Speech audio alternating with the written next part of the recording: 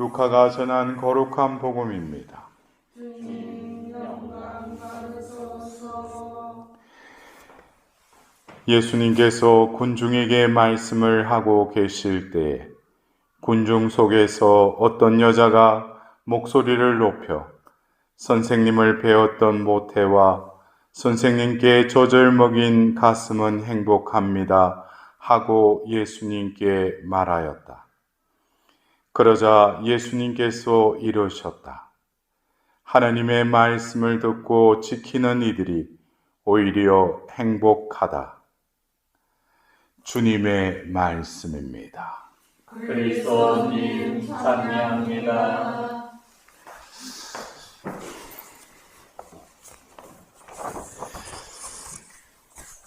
우리가 한 해를 이렇게 전례력으로 지내면서 이제 계절도 가을에 접어들었고 또 우리 눈을 들어서 나무를 보면 한참 또 열매를 맺었던 그 나뭇잎이 이제 또 단풍이 될 것이고 또 낙엽이 되어서 땅에 또 떨어질 겁니다.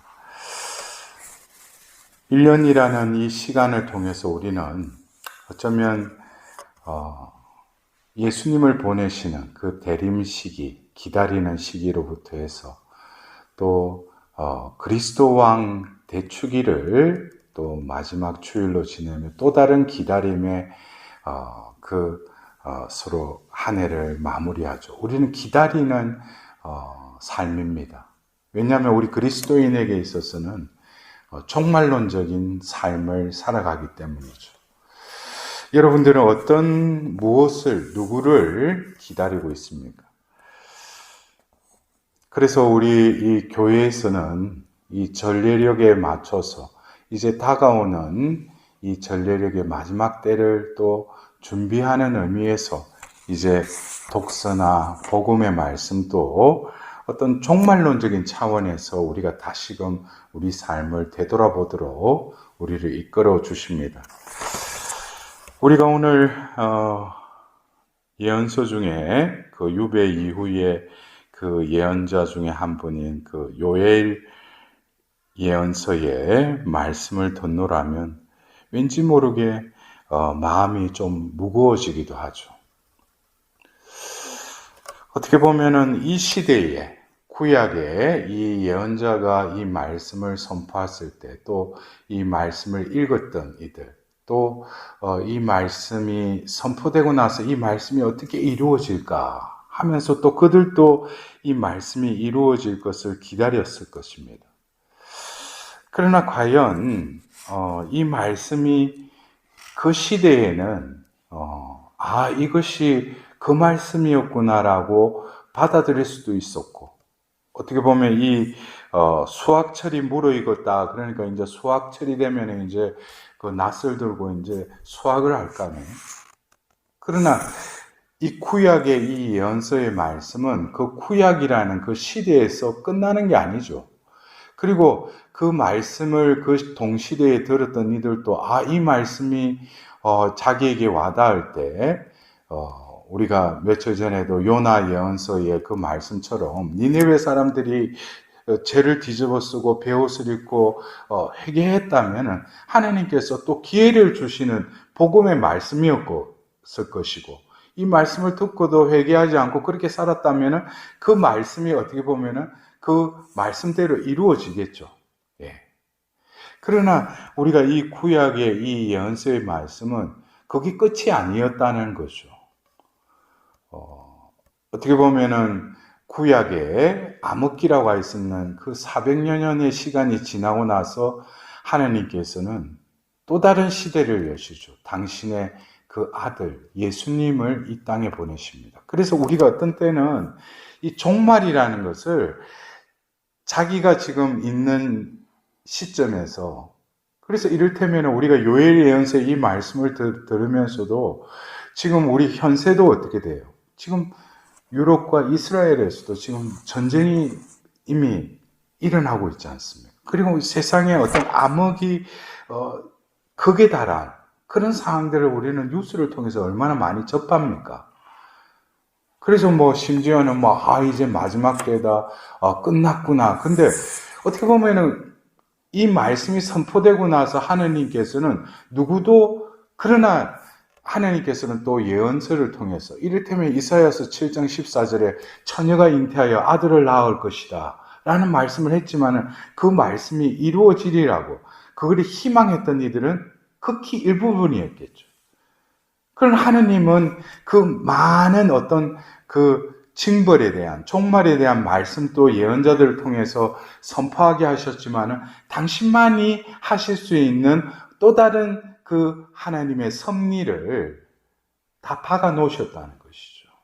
그래서 결국 신약의 문이 열리지 않습니까? 그렇다면 지금 이제 신약의 우리가 시대에 AD에 살고 있으면서도 지금 21세기를 살면서도 우리가 어떤 종말론적인 삶을 어떻게 우리가 살아갈 것인가? 그냥 뭐 마지막 때다 이런 징조가 나타나니까 아이고 세상에 심판때가 다가온 것 같다.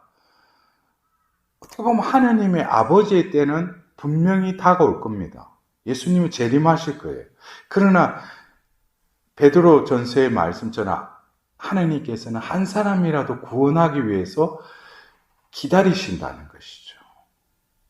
그래서 우리가 너무 섣불리 종말론적인 삶이라는 것이 무슨 심판을 준비하는 삶이라고도 하지만 실질적으로 우리가 현세의 삶을 어떻게 내가 회개해서 하나님하고의 관계를 재정립하고 그 존재답게 살아가느냐, 그것이 어떻게 보면 종말론적인 삶에 내가 살아야 될 현 시점에서 현명한 삶이라는 것이죠. 그래서 어떻게 보면 오늘 이 복음의 말씀, 이 복음의 말씀을 듣노라면 어떻게 보면 그 자리에서 목소리를 높여가지고 선생님을 배웠던 모태와 선생님께 젖을 먹인 가슴은 행복합니다 하고 어떤 여자가 그렇게 말을 했대요. 근데 실제로 제가 서품 받고 얼마 안 돼서 어디 가서 강의하는데 끝나고 나서 제가 와서 이 말씀을 신부님 어머니는 참 행복하시겠어요. 근데 제가 그 말을 듣고 예수님처럼 이 말을 해야 되는데 그 말을 못한 게 좀 후회가 돼요. 근데 이 여인이 말하자마자 예수님께서 하나님의 말씀을 듣고 지키는 이들이 오히려 행복하다. 그러면 좀 그 여인이 좀 무색하지 않았겠어요? 응? 예수님을 보고 예수님의 말씀이나 예수님의 어떤 모습을 보고 감탄했으니까 어떻게 저런 아들을 낳은 부모는 어머니는 얼마나 행복할까? 어떻게 보면 그것은 그 보이는 차원, 육적인 차원에서 그 여인도 뭔가에 이끌려서 말을 했기 때문에 이 복음서에 적혔겠죠. 그러나 예수님께서는 보이는 것, 또 실제로 혈연적인 것을 뛰어넘는 것이죠. 그렇다면 실제로 예수님을 잉태하시고 낳으시고 젖을 먹이며 키우신 성모 마리아, 그것을 예수님께서 다시 풀어서 그 여인이 왜 복되시냐? 나의 혈연적인 어머니이기 생모이기도 하시지만은 그분의 그 존귀함, 독특한 지위는 바로 하느님 말씀 듣고 지킴이라는 것이죠. 그리고 그 모여있는 군중에게 이 말씀을 하실 때는 그 어머니의 매개체를 통해서 그들에게도 문을 열어주시는 거죠. 하나님의 말씀을 듣고 지키는 이들이 되어라. 그래서 어제도 우리가 파티마 성모님 발현 마지막 10월 13일 행사를 하였습니다. 근데 우리가 성모님 신심을 가지고 있고 내가 성모님께 묵주기도를 바친다면은 성모님이 우리에게 왜 필요한가? 왜 성모님을 통해서 예수님께로 나아가야 하는가? 그것은 성모님이 우리 똑같은 피조물이지만 원죄없이 잉태되셨을 뿐만 아니라 그분의 삶을 통해서 우리에게 본이 되어 주셨다는 것이죠. 그것이 바로 또 우리가 루카복음 1장 38절에 말씀하신 대로 저에게 이루어지기를 바랍니다. 하자 성령이 임하셔서 예수님을 잉태하지 않습니까? 결국 이 모태, 배웠던 모태, 이것은 바로 피앗의 외향적인 그릇의 사이즈겠죠. 어떻게 보면 온 세상을 창조하신 그 하나님이 당신의 그 모태에 잉태되셨다는 거예요. 그래서 성모님의 그 모태는 그냥 생식적인 자궁이 아니라 온 세상을 담을 수 있는 큰 그릇이었다는 것이죠. 우리도 살아가면서 어떤 때는 우리가 그러잖아요. 어떤 사람 보면 야, 저 사람 그릇이 크다. 야, 저 사람 그릇이 왜 저런가? 그런데 우리가 볼 때는 보통 마음 씀씀이나 어떤 생각하는 깊이나 어떤 그 사람이 지향하는 삶의 가치관이나 그런 걸 보고 우리가 그릇의 어떤 크기에 비유하지 않습니까? 그러나 성모님의 그 모태, 성모님의 영혼의 그릇은 그 말 그대로 어떤 사이즈가 아니라 원죄 없이 잉태되신 성모님의 그 존재의 그릇은 그 말 그대로 하나님의 그 창조 때에 그 말씀으로 그 숨을 불어넣어서 만든 그 존재의 원형에 가장 가까운 그 존재라는 것이죠. 그래서 우리가 성모님께 봉헌하는 특권은 뭐겠습니까? 성모님의 티 없으신 그 성심에 우리를 온전히 내어드리는 것이죠. 그럴 때 우리의 존재가 아무리 재투성이고 더럽다 할지라도 성모님께 봉헌된 그 순간부터 바로 성령으로 예수님을 잉태하셨듯이 우리의 존재를 또 정화시켜 주시는 역할을 하는 것도 바로 성모님을 통해서 우리의 영혼을 고결하게 정화를 해 주시는 것도 성모님의 역할이라는 것이죠. 역할이라는 표현보다도 성모님의 그 은총의 정과함으로 일어나는 은총의 작용이라고 하는 게 좀 더 맞을 것 같아요. 근데 여기서 우리가 말씀을 듣고 지키는 이들이라고 할 때 여러분들은 이 말씀을 어떻게 받아들이고 이해하십니까? 우리가 표면적으로 들으면 내가 하나님의 말씀을 들어야지. 그러기 위해서 성경을 열심히 읽고 그 다음에 성경 말씀대로 내가 어떻게든지 깨어서 그 말씀을 지켜야지. 어떻게 보면은 겉으로 볼 때는 맞는 말일 수도 있어요. 그러나 이 하느님 말씀을 듣고 지키는 이라는 거, 이것은 평생을 해도 깨우친 이들도 있지만 깨우치지 못하고 표면적으로 이 말씀을 듣고 내가 매일 말씀을 읽어야지. 또 이 말씀은 내가 암기를 해서 이 말씀대로 살아야지. 그러나 거기에서 한 단계 나아가면 어떻게 되겠어요? 말씀을 듣는 것도 지키는 것도 내가 하는 게 아니죠. 그 주체가 누구예요? 내가 아니라 말씀이라는 것이죠. 말씀이 씨가 되어서 그냥 뿌리는 이도 내가 말씀을 듣는 것처럼 보이지만은 뿌리는 이가 그에 맞춰서 우리에게 뿌려주실 분이라는 거예요. 그래서 우리가 듣는 것이 아닌 것이죠. 그래서 우리가 성경의 말씀을 봉독하고 성경 공부를 할 때도 우리가 뭐예요? 먼저 성령께 정구를 청하죠. 성령께 도움을 청하죠. 왜? 우리가 듣는 주체가 아니라 말씀이 내 안에 뿌려지듯이 말씀이 나의 길을 열어서 듣게 해주신다는 것이죠. 그것도 많은 훈련이 필요해요. 심지어 성직자 수도자라고 해도 아직까지 듣는 것에 대해서 잘 길들여지지 않은 영혼들도 많아요. 저 자신도 어떤 때는 깨어있지 않으면 말씀이 들리지가 않아요. 읽는 게 아니죠. 들리는 것이죠.